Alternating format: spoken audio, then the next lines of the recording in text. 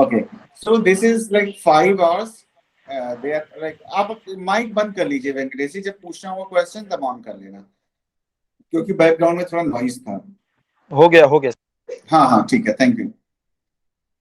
So 5 hours can also be use. तो अब हमने बात किया था pre contemplation stage, where individual is denying कि they don't have any kind of problem, so they are denying that, so that is contemplation stage. And when they think of changing the behavior, they start contemplating. So वो contemplate करना शुरू कर देते हैं। and वो contemplation जो है उसको हम कैसे फैसिलिटेट करें? तो contemplation means like they start thinking कि मुझे छोड़ देना चाहिए तो अच्छा रहेगा, अगर नहीं छोड़ेंगे तो क्या, छोड़ने के क्या फायदे हैं, नुकसान क्या हो सकते हैं। They start thinking on that line, and that is a good opportunity for us to to facilitate that process. उसको हम फैसिलिटेट कर लेंगे अगर, तो क्या होगा, हमें हम उनको चेंज की तरफ ले जा सकते हैं, from user to non user जो हम बात करते हैं। तो सबसे पहली चीज relevance. What is the personal relevance of quitting substance for the client? Understand, अगर कोई छोड़ना चाह रहा है तो पर्सनली आपके लिए हो सकता है कि आप घर वाले फैमिली वाले लोग उसको ये बोलते हो कि क्या कहते हैं, छोड़ दोगे तो ये हो जाएगा, ये दे देंगे, ये कर देंगे, that kind of thing. But उसके लिए मतलब क्या है?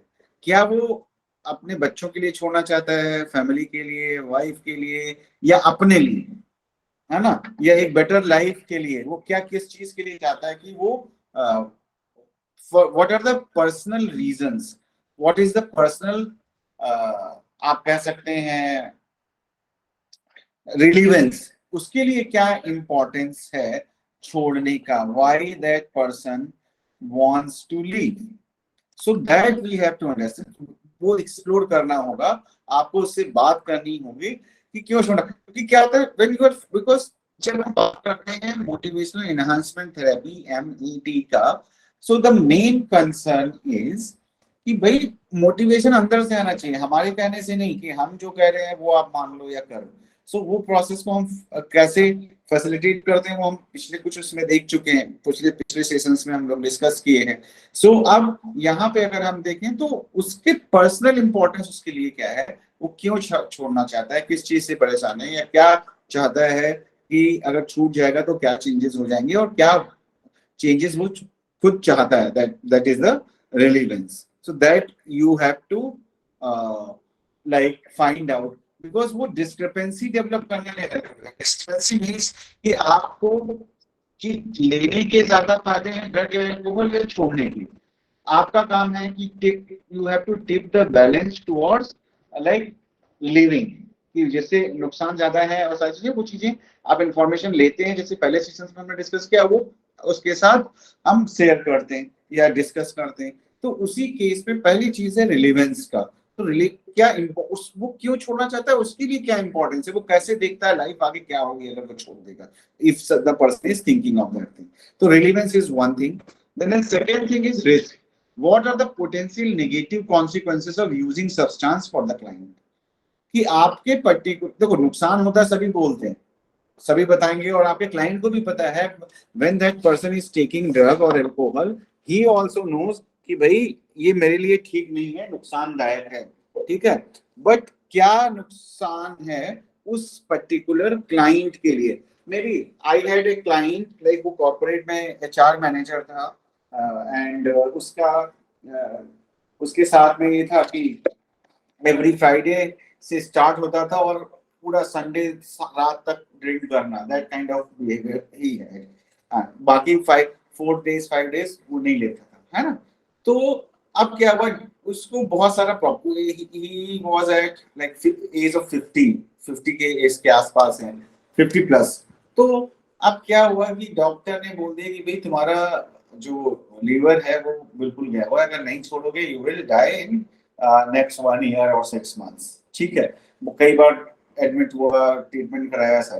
तो उसके लिए उसके कॉन्सिक्वेंसेस क्या है, मे बी डिफरेंट। और एक क्लाइंट था जिसका क्या हुआ, जिसको ब्रेन में कुछ इन्फेक्शन हो गया।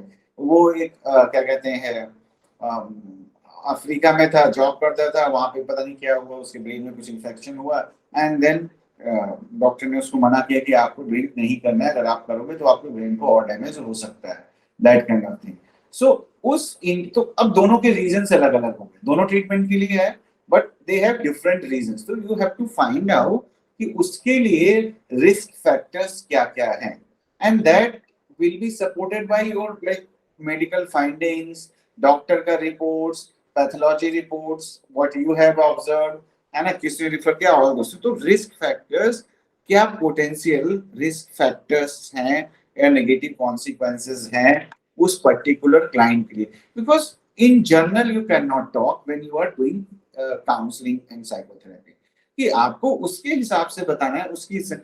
बाकी तो सारे लोग ज्ञान देते हैं, अगर हिंदी में अगर हम बोले, everyone is like giving some और अदर। किसी से पूछोगे कि ड्रिंक करना अच्छी बात है, जो ड्रिंक करता भी है वो भी आपको सही बात बोलेगा कि ठीक है ये चीज ठीक नहीं है, आपको नहीं लेना चाहिए, इससे लीवर खराब हो जाता है, इससे ये हो जाता है, पैसे खराब। तो एवरीबडी नोज। तो उसके लिए पर्सनली क्या रिस्क फैक्टर्स हैं, क्या कर सकता है, वो बात करना। तो therapy is not that kind of thing you are preaching someone, you have to find like individual things, individual level पे क्या क्या चीजें हैं वो हमको ढूंढनी होती है, और उसके साथ हम शेयर करते हैं जब। तो ये एक अगेन क्या है, डिस्क्रिपेंसी क्रिएट करने का तरीका, कि आप उसके लिए क्या कहते हैं, क्या रिलेवेंस है, क्या उसके लिए रिस्क फैक्टर्स हैं, वो आप फाइंड आउट कर रहे हो, उसको बता, उसके साथ में डिस्कस कर रहे हो। तो again you are making that like step, जहां पे कंटेम्पलेट कर जो कर रहा है उसको you can convert into decision making, कि वो सोच रहा है कि छोड़ना चाहिए, कैसे छोड़ेंगे, क्या होगा। When you are putting all these things, then you are creating like you are like helping them to take decisions, right? So that is what, and then reward, what are the potential benefit, आप उसी से पूछ सकते हो। आपके लिए हो सकता है बेनिफिट हो, क्योंकि लाइफ अच्छी हो जाएगी, ये हो जाएगा, हो जाएगा, ये होगा, वैसा होगा। It is not like that. You can ask that person कि भाई अगर आप छोड़ते हैं तो अपनी लाइफ को आप कैसे देखोगे और क्या फायदे होंगे आपको।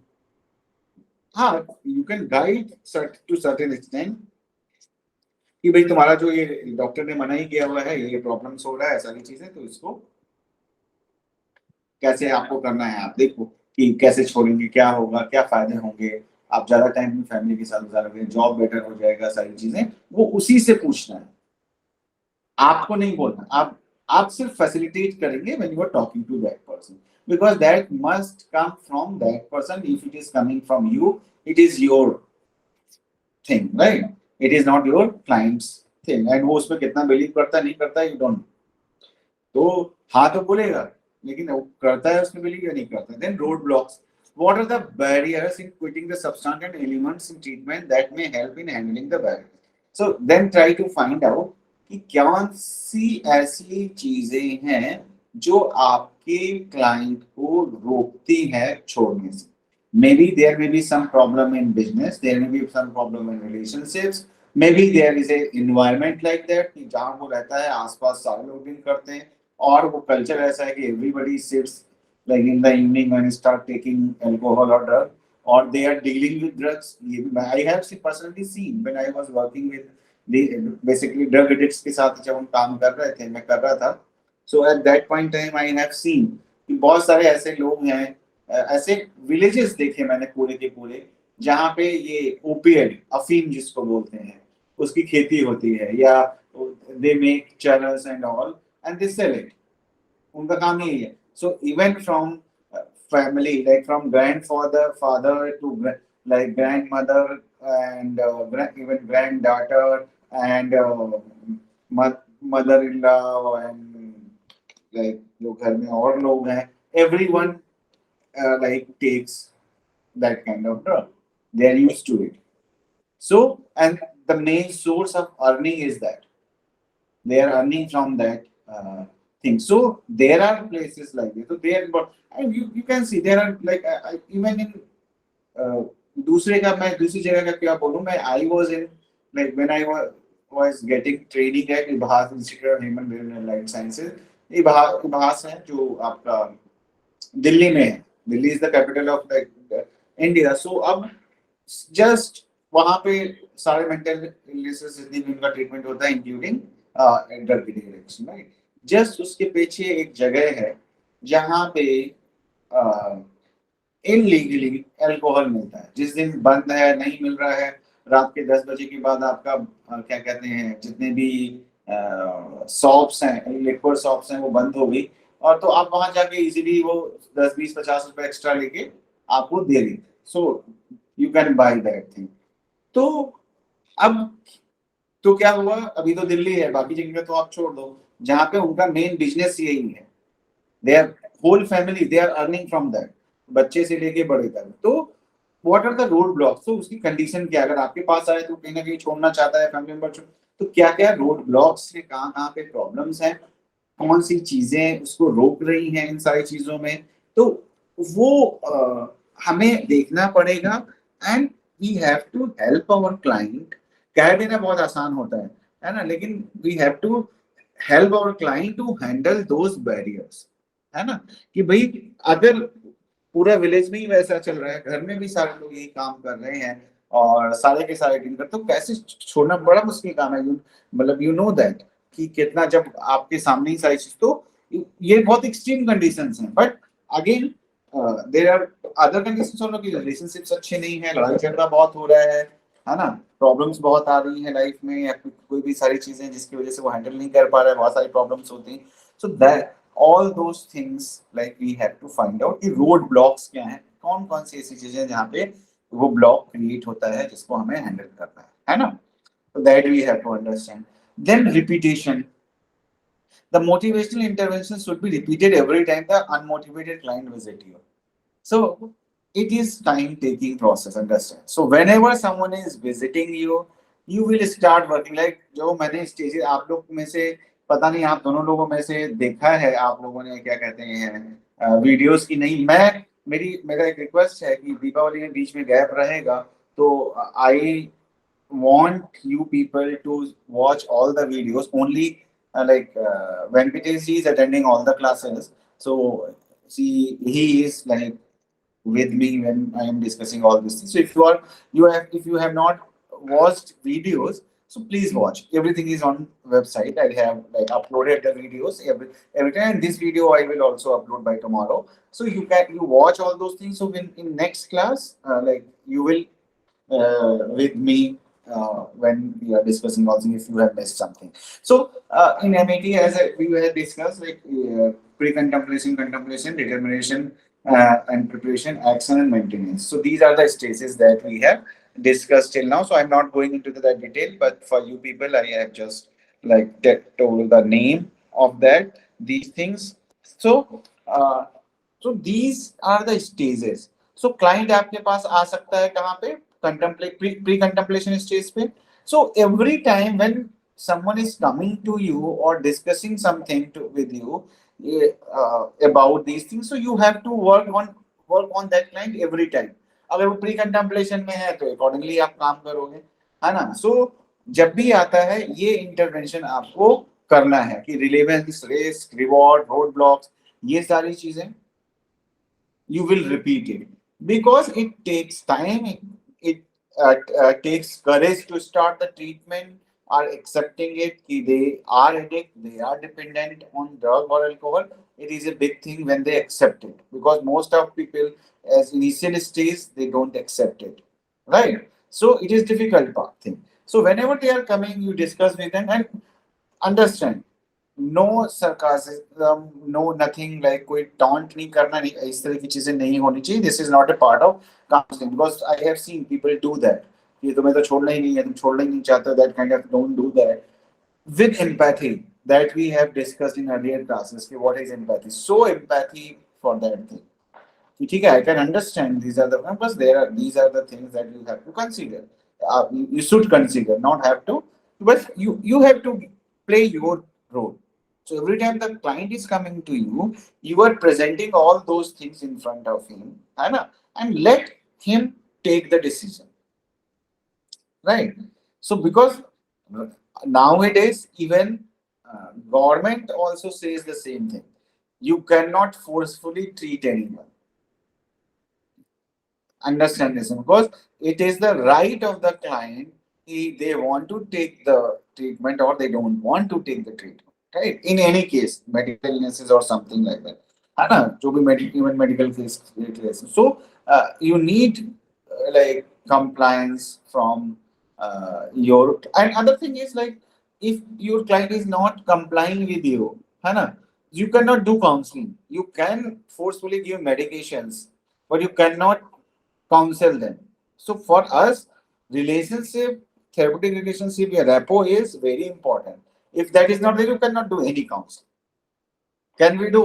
बिकॉज हम नहीं कर सकते भाई, कैसे हो सकता है? बिकॉज मेडिसिन तो आप जबरदस्ती दे सकते हो, इंजेक्ट कर सकते हो, जबरदस्ती मुंह में डाल के उसको खिला सकते हो, है ना, ये सब खाने में डाल के खिला सकते हो, everything you can do, but counselling थोड़ी कर सकते आप ऐसे. तो उसके लिए हमारा रिलेशनशिप उसके साथ में जो रैपो है वो स्टेब्लिश होना चाहिए, जो थेरेपेटिक रिलेशनशिप है वो प्रॉपर होगा, तभी हम कर पाएंगे. नहीं तो every time when the client is coming to you, you have to repeat this process wherever the client is, pre-contemplation, contemplation, action, maintenance. जहां पे मेंटेनेंस भी चल रहा है तब भी कि भाई अगर उसने छोड़ रखी है, मेंटेनेंस का मतलब होता है छोड़ रखा है उसने, तो अब वो छोड़ रखा है तो उसका पूरा, जब भी आपसे मिलने हैं पूरा वीक कैसा निकला, कभी अंदर से कोई इच्छा तो नहीं हुई कि करना है, कौन सी सिचुएशन वो हैंडल कर पाया, कहाँ पे उसके लगा कि वो थोड़ा सा डगमाने लगा है, वो उस तरफ जा सकता है, या हैंडल करना मुश्किल हुआ, उसने कर लिया बट हैंडल करना मुश्किल हुआ. सो अब इवन अगर रिलैप्स हो भी गया है तो क्या रीजंस थे रिलैप्स के, अगर नहीं हुआ है तो कौन सी चीजें उसको बचा के रखे हैं, कौन सी चीजें उसको बेहतर बना के रखा है कि वो नहीं जा रहा है उस तरफ जाने का उसका मन नहीं हो रहा है, ही इज हैंडलिंग बेटर और सी इज हैंडलिंग बेटर. तो ये चीजें फाइंड आउट करना इंपॉर्टेंट है एट एनी स्टेज, है ना. अगर कोई ठीक चल रहा है, जिसने ड्रिंक नहीं किया या ड्रग नहीं लिया, तो कुछ तो फैक्टर्स होंगे, may be he is busy with the friends, good जो जो नहीं लेते हैं, और he is busy in some work which is giving meaning to his life, उसकी लाइफ को मिल रहा है, तो all those. So we have to find out कि क्या क्या रीजन है जिसकी वजह से रिलैप्स हुआ, या क्या क्या रीजन है जिसकी वजह से नहीं हुआ.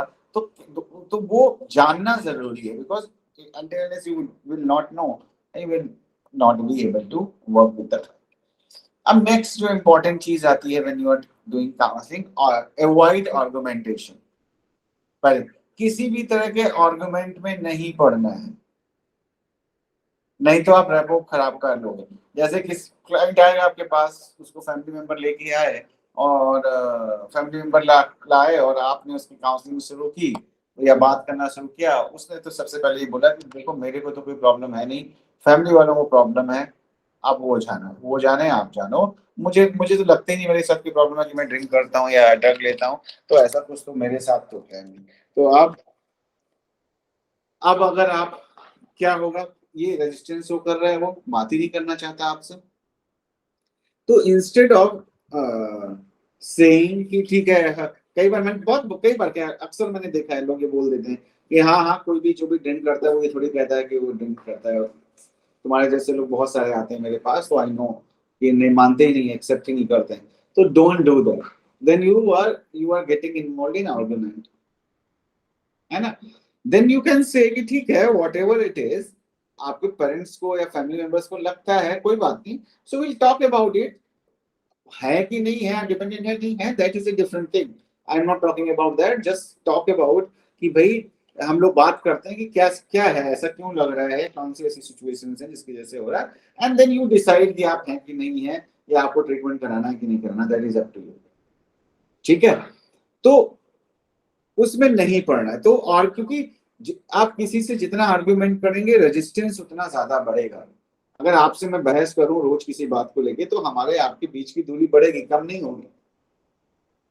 ठीक है. एंड लेवल मत करो किसी को कि भाई आप ऐसे हो, शराबी है या इस तरह का है. That don't do that thing, because that again will lead nowhere actually. He will not, because nobody likes labeling it, है ना. So एक तो ये. देन reframing is, जो मैंने अभी बताया, reframing is strategy by which therapists which invite clients to examine their perception in a new light or recognize form, कि भाई उसको एक नई लाइट में दिखाना कि जो वो सोच रहा है, कह रहा है, वो क्या सही है गलत है, उसका डिफरेंट एंगल से उसको चीज को देखना, कहने का मतलब है. तो क्या है, ड्रिंकिंग एज ए रिवॉर्ड. अगर वो बोलते हैं कि Excuse हाँ, me, sir. There is a question. हाँ कि हाँ। आपने जैसे कहा कि लेबलिंग नहीं करना है उसको, ठीक है। सो हम तो ये बोलते हैं कि once an addict always an addict, बिल्कुल। तो ये तो उसपे एक ठप्पा लग ही चुका है ना। नहीं, ठप्पा लग चुका है, लेकिन हम जबरदस्ती नहीं करेंगे। अगर मान लिया कोई हमारा क्लाइंट है, हम उसको एजुकेट कर रहे हैं, जैसे अब मुझसे अगर कोई पूछता है ना, या फैमिली मेंबर पूछते हैं, या कोई भी पूछता है कि भाई ये छोड़ पाएगा कि नहीं छोड़ पाएगा, है ना, तो it is a life long process.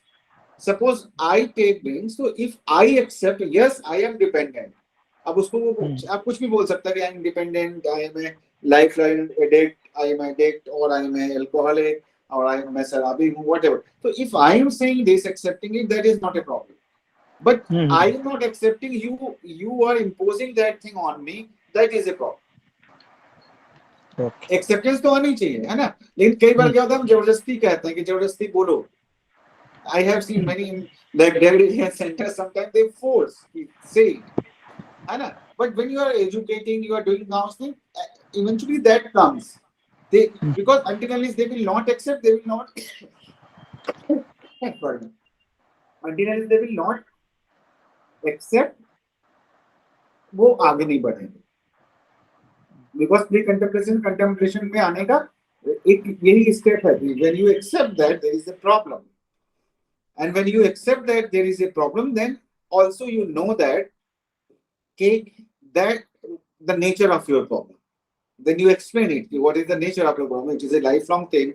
You have to take treatment once, twice, maybe thrice, maybe more, right? Even if you are like non-user from last 10 years, still you are at risk, है ना. So that is that we educate, that thing in that sense. I am saying labeling is when you are saying something to someone, or labeling as a counselor. Then any question from anyone else? Vedant and क्या नाम है, भूल गया मैं. वेंकटेश। हाँ नहीं, एक वो है, एक और है, नाम भूल रहा मैं, नाम नहीं याद आ रहा है. वेदांत, any question? Okay.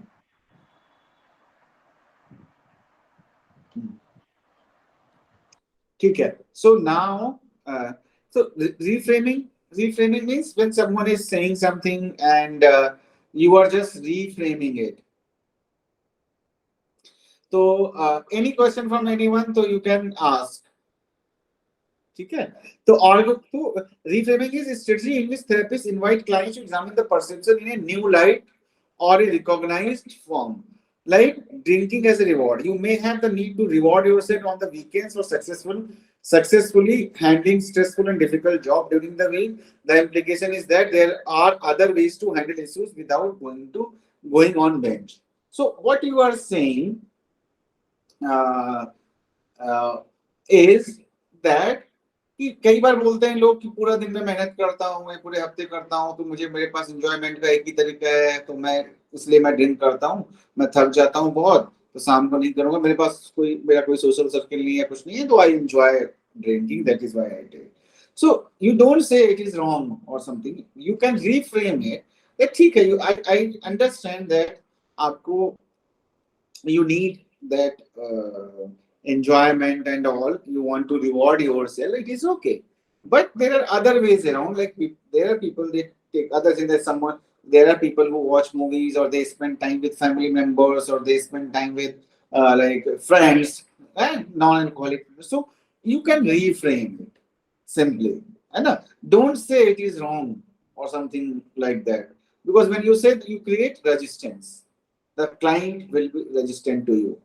Then drinking as an adaptive function.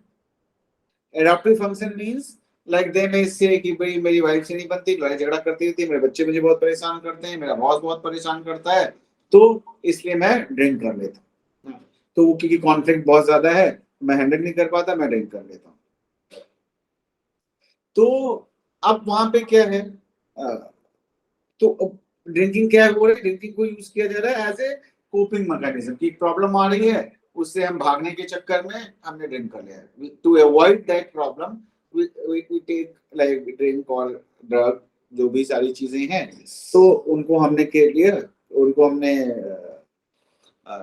Use किया, ठीक है, but then we can say ठीक है, I can understand like you are stressed and you want to use these kind of thing, but ultimately your problem is not solved if you are not like there is a good relationship with your wife or your husband or your family members, and then when you are taking drug or alcohol for some time, you avoid it, but you are not solving it, right?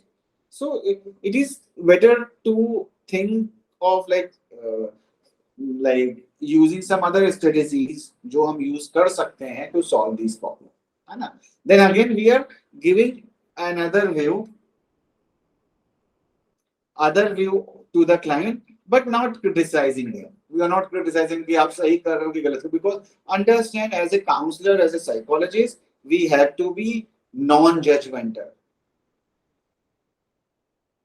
Sometimes मतलब these are my experiences. Sometimes I have seen कि people जब लोग इस तरह की चीजें बोलते हैं तो they say कि ठीक है, तुम्हें क्या है, तुम्हें तो बहाना चाहिए पीने में. There may be a real problem, we don't know, real है नहीं है, सबका अपना तरीका है, but हम उसे ये नहीं कर सकते कि मतलब अगर इस देखा है मैंने लोगों को बोलते हैं, अगर ऐसे करते हैं तो that is a problematic situation, right?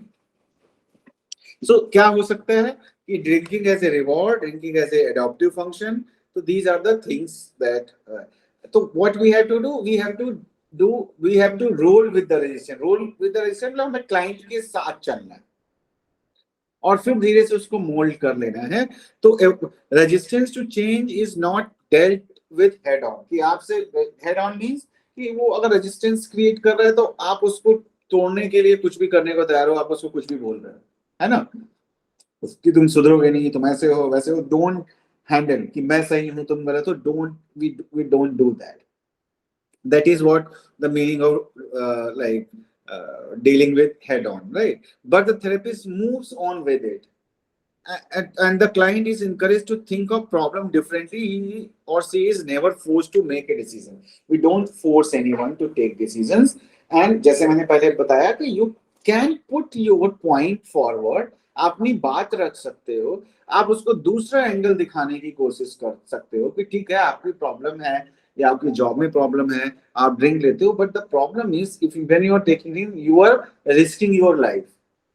Sometime they have, you may have report also. बहुत बार आपको जो chronic alcoholics मिलेंगे, बहुत सारे रिपोर्ट्स उनकी मिलेंगे जिनमें मेडिकल प्रॉब्लम्स भी है.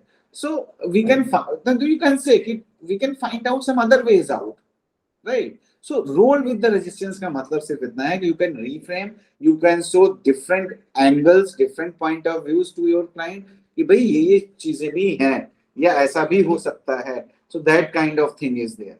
तो that is what we call roll with resistance. So dealing with argument is kind of like rolling with resistance. मतलब that can be done. कि resistance के साथ साथ आप चल रहे हो और धीरे धीरे अपने point of views रख रहे हैं, and so that the person can change his or her own view. उसका अपना view जो perception है वो change हो, क्योंकि ultimately सारा खेल काउंसलिंग में है आपके perception को change करने का. अगर उसका perception change, acceptance आता है, perception change होता है, then the person will take action, and that is what we want कि भाई कि कुछ actions ले. And then अब देखो reflection के भी जो मैंने बताया, there are reflect कर देते हैं. What that is another technique. जिस reflection is like when you are reflecting what your client is क्या कहते हैं saying, तो you can reframe it, है ना. जैसे सिंपल रिफ्लेक्शन होता है, सिंपली और रिफ्लेक्ट से लाइक जैसे उसने बोला कि मैं परेशान हूँ बहुत ड्रिंक करने से या समथिंग. आगे एग्जांपल्स भी हैं, मैं उसके बारे में बात करूंगा.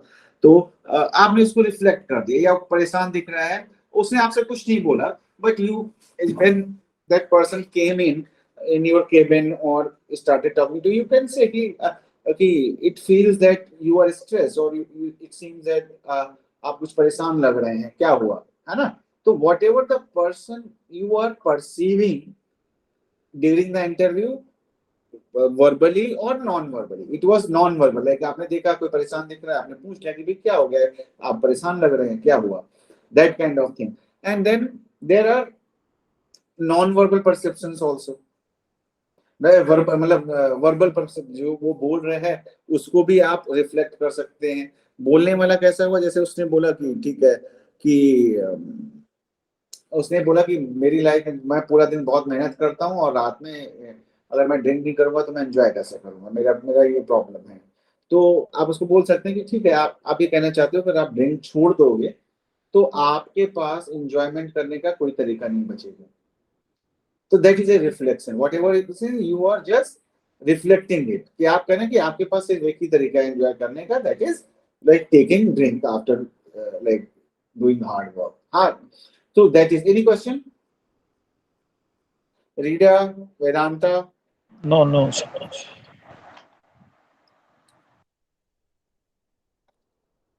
Okay. So that is one thing, you're simply reflecting it. Then amplified, these are the techniques that you may be using also with someone or another, but if not, then we have to understand these things. Amplified reaction and this was what he said. Reflect the exaggeration to the point where the client is likely to disavow what he said. वो इस column में आ रहा है ना। सो amplified, आप थोड़ा सा उसको एम्पलीफाइड का मतलब आप बढ़ा देते हैं। अब यहाँ पे एग्जांपल्स आप यहाँ पे देखते हैं एम्पलीफाइड का क्या, जैसे client, these are the examples that like that are written. Book जो मैंने आपको दी है ये वहां से लिया है मैंने, मैच करके बुक है जो वेबसाइट पे डाली है मैंने, you can download it. So client, I am not addicted to alcohol. Usually denial mode में जब है, it is indicating the person is in a pre-contemplation, is in denial mode. Therapist, so as far as you are concerned, you have not had any problem with alcohol. This is क्या है, you are reflecting, जो reflection की बात की मैंने कि वो कह रहा है I am not addicted to alcohol, तो आपने उसको क्या बोला कि ठीक है आप ये कहना चाह रहे हो कि you don't have any problem with alcohol। भाई जब हम कह रहे हैं एडिक्टेड नहीं, तो हम यही तो कह रहे हैं कि भाई मुझे अल्कोहल से मुझे कोई प्रॉब्लम नहीं क्रिएट कर रही है, मैं अपने सारे चीजें कर रहा हूँ, my life is okay, there is no problem in that, right? That is what the person is saying when he is saying कि I am not addicted to alcohol, he is different. तो उसका underline meaning दूसरा है, underline meaning ये है कि मेरे को कोई प्रॉब्लम नहीं है। Then client, well I can not say that exactly, ठीक है। तो क्लाइंट ने क्या बोला कि नहीं मैं बिल्कुल ये नहीं मतलब ये नहीं कह सकता कि मुझे प्रॉब्लम नहीं है अल्कोहल से, लेकिन मैं एडिक्टेड नहीं हूँ, अब वो ही कहना चाह रहा है। Then further, so you think that alcohol is a problem but you don't want to be called an addict. अब देखो अंडरलाइन मीनिंग क्या हो रहा है, अंडरलाइन तो यही हो रहा है ना कि भाई वो कहता है कि एडिक्ट अगर मेरे को कह रहे हो तो मेरे को प्रॉब्लम है। So you have to sense that thing, you have to read between the lines, जो कहा जा रहा है जो नहीं कहा जा रहा है उसको भी आपको समझना। जो बोला जा रहा है वर्ड्स में हो सकता है वो डिफरेंट हो। अगर कोई पर्सन बोला मैं एडिक्ट नहीं हूं, भाई मैं आपसे क्यों बोलूंगा कि मैं एडिक्ट नहीं हूं? अगर मैं आपको बोलता हूं, आपसे मिलता हूं, बात कर रहा हूं, मैं आपको बोल रहा हूं मैं एडिक्ट नहीं हूं, तो क्यों कह रहा हूं? क्योंकि कहीं ना कहीं मुझे ये प्रॉब्लम है कि आप कहीं मुझे एडिक्ट तो नहीं समझ रहे। भाई अननेसेसरी तो कोई आपसे मिलता है ये तो नहीं कहता कि नहीं मैं एडिक्ट नहीं हूं या ऐसा नहीं है। When I feel insecure, when I feel that you are perceiving me in a different way, then only I will say that kind of things. So then I am just reflecting it. So because the person is coming to you, you are doing addiction counseling. So you can say, "ठीक है," like you are saying that you don't have any kind of problem with alcohol. So that is what the person is saying. So person is saying कि नहीं ऐसा नहीं है. So then you are saying it. So it means you don't want to be called as addict, है ना? तो जो अंदर चल रहा है वो क्या करना, तो उसको हमें वो जो कहना चाह रहा था हमने एम्पलीफाई कर दिया। वो ये कहना चाह रहा था कि मैं एडिक्ट नहीं हूं, तो मैंने उसको बोला, उसने ये बोला, तो और वो ये साथ में वो ये भी कह रहा है कि मुझे अल्कोहल ऐसा नहीं है कि अल्कोहल के साथ मुझे प्रॉब्लम नहीं है। Then you concluded that and you amplified it, जो उसने नहीं बोला कि हाँ कि आपको अल्कोहल के साथ प्रॉब्लम है बट आपको पसंद नहीं कि आपको कोई एडिक्ट बोले। So that is your work. मतलब doing counselling is a kind of thing जहां आपके आंख कान नाक सब खुले रहने चाहिए। What your client is saying, you have to pick that thing. No, even it is non-verbal. We'll do the role plays. We'll do the role plays. मैं चाहता हूँ कि आप तीनों लोग जिस रहेंगे तभी हम रोल प्ले कर सकते हैं कि तो ज्यादा बेहतर रहेगा. We'll do the role plays. We'll act as a one person will act as a client, one will act a counselor, and we'll start. We'll do the role play so that we can understand this thing in a better manner. So double side reflection, I can't. Double side reflection is I can't quit because I will offend my boss if I say no. कि भाई boss भी पीता है, रोज शाम को बैठ गए उसके साथ पीनी पड़ती है, नहीं पीऊंगा मैं तो क्या होगा, बॉस नाराज हो जाएगा और मैं तो नौकरी करता हूँ, बॉस मेरा. सो therapist is saying you can't imagine how you could not drink at the same time be working for your boss. मतलब वो ये कहना चाह रहा है कि भाई अगर बॉस पी रहा है तो मुझे पीनी पड़ेगी, नहीं तो मेरी नौकरी भी चली जाएगी. तो आपने क्या किया कि डबल साइड में दोनों से, अगर पी रहे हैं क्यों मना नहीं कर सकता क्योंकि बॉस कह रहा है, अगर और बॉस को एक बात अगर मना कर दी तो मेरा जॉब चला जाएगा. So you reflected that thing, क्योंकि वो बोल रहा है कि मैं छोड़ नहीं सकता क्योंकि मेरा बॉस नाराज हो जाएगा, अफेंड हो जाएगा, इसलिए मैंने छोड़ा. Then shifting focus, if I just can't stop as all my friend और यूजिंग. सारे दोस्त तो मेरे यूज करते हैं, सारे लोग एंजॉय करते हैं, मैं पूरी दुनिया को देखता हूँ ड्रिंक करता है, ये अल्कोहल लेते हैं, किसी को कोई प्रॉब्लम नहीं है, पूरा बॉलीवुड लेता है, ऐसे बोलते हैं लोग. पूरे बॉलीवुड में सारे एक्टर्स लेते हैं, ड्रग्स लेते हैं या अल्कोहल लेते हैं बहुत सारे लोग, तो मैं भी लूंगा क्योंकि उसमें क्या प्रॉब्लम है, जब सब लोग लेते हैं तो मैं भी ले सकता हूँ, मेरे दोस्त, तो मैं तो नहीं छोड़ूंगा, है ना. समटाइम दे विल से कि क्या कहते हैं, nowadays the younger generation they are coming up, they are saying कि चरस, गांजा, भांग जो ये सारा होता है, they usually say कि ये तो वो है, क्या कहते हैं, हर्ब्स हैं, हर्बल है, तो इससे तो कोई नुकसान होता नहीं है, तो मैं तो लूंगा. ठीक है. समटाइम दे विल कम कि मैं तो क्रिएटिव फील्ड में, मैं स्टोरीज लिखता हूँ, सॉन्ग्स लिखता हूँ, और क्रिएटिव फील्ड वाले तो सारे लेते ही मेरे साथ के लोग, है ना, तो इससे मुझे हेल्प मिलता है, तो मैं तो लूंगा, नहीं तो मैं अपना काम कैसे करूंगा. This kind of excuses you will hear from different people, है ना.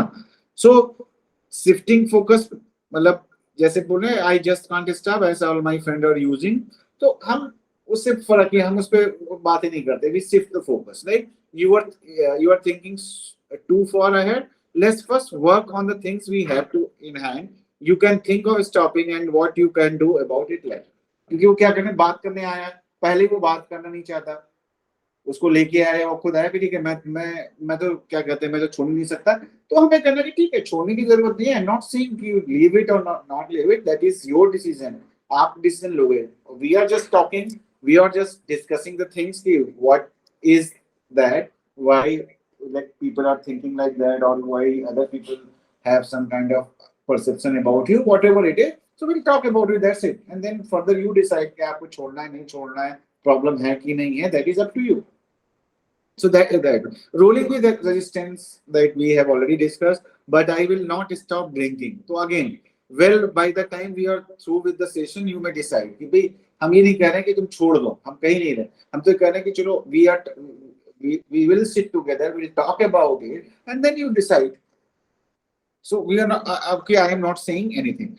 So that is what like these reflections we have discussed, different kind of reflections, shifting focus, avoid argumentations, 5 hours, these things we have discussed today, and further from support self-efficacy and these things we will discuss in next class, right? And then we'll finish it, and then we'll start with relapse prevention.